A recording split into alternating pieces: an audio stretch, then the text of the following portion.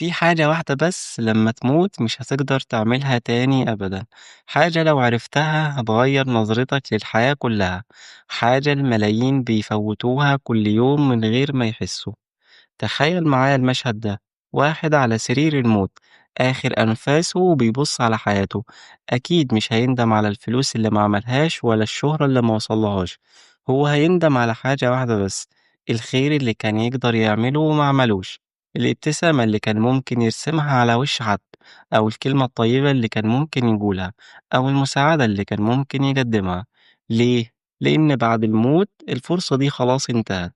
سبحانه يقول: حتى إذا جاء أحدهم الموت قال رب ارجعون لعلي أعمل صالحا فيما تركت كلا إنها كلمة هو قائلها ومن ورائهم برزخ إلى يوم يبعثون. يعني يا رب خلّيني أرجع أعمل الخير ده بس، بس الإجابة كلّا خلاص فات الأوان، الفرصة الوحيدة اللي مش هتتعوّض هي العمل الصالح، مش بس الصلاة والصوم لأ، العمل الصالح هو أوسع من كده، هو كل كلمة طيبة وكل مساعدة وكل ابتسامة صادقة وكل دعوة للخير وكل موقف تنصر فيه مظلوم. الرسول صلى الله عليه وسلم قال: إذا مات الإنسان انقطع عنه عمله إلا من ثلاث، إلا من صدقة جارية أو علم ينتفع به أو ولد صالح يدعو له. شفت خلاص كل حاجة بتنقطع إلا الخير اللي عملته. ليه مش هيتعوض؟ لأن الدنيا دي دار ابتلاء والآخرة هي دار الجزاء.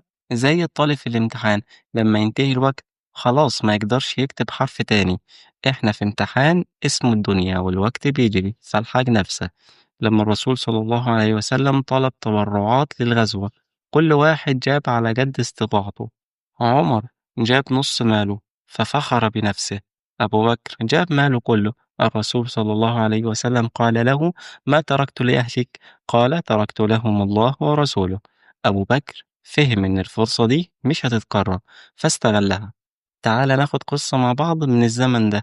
في رجل أعمال مشهور اكتشف إنه مريض بالسرطان، فأول حاجة عملها مش إنه يسافر يتعالج في أمريكا، هو عمل مستشفى مجاني للفقراء. قال: الوقت اللي فاضل ده أهم من كل حاجة عملتها في حياتي. أنت شايف الحاج اللي بيبيع في الشارع كل يوم؟ ممكن تشتري منه حتى لو أنت مش محتاج. جارك العجوز ممكن تسأل عليه كل فترة. دي فرصة يومية بتضيع مننا من غير ما تحس. الشيطان بيقول لك استمتع في الأول وبعدين اعمل الخير لما تكبر، بس الحقيقة الموت ما بيستأذنش حد في السن. كم واحد شاب مات وهو لسه ما عملش حاجة للآخرة، كم واحد قال بكرة وما نجاش بكرة.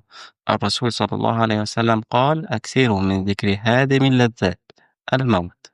ليه؟ لأن تذكر الموت بيخليك تستغل كل فترة. ابدأ من النهاردة وما تستناش بكرة. كل يوم اعمل عمل صالح واحد على الأقل، وكل أسبوع ساعد شخص محتاج، وكل شهر تبرع بحاجة للفقراء. الرسول صلى الله عليه وسلم قال: ما نقصت صدقة من مال.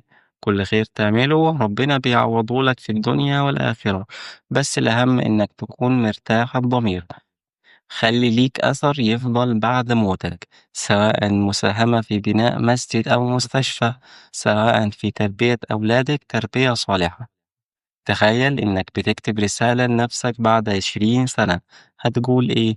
يا ريتني استغليت الوقت، يا ريتني ساعدت ناس أكتر، يا ريتني عملت خير أكتر، ولا هتقول الحمد لله عملت اللي عليا ومريت من الدنيا وسبت أثر حلو والناس لسه بتدعي. كل يوم جديد هو بمثابة فرصة جديدة، كل نفس بتاخده هو بمثابة نعمة من الله. الموت حق بس الندم اختيار. أنت تقدر تختار إنك تعيش حياة مليانة خير وحياة فاضية.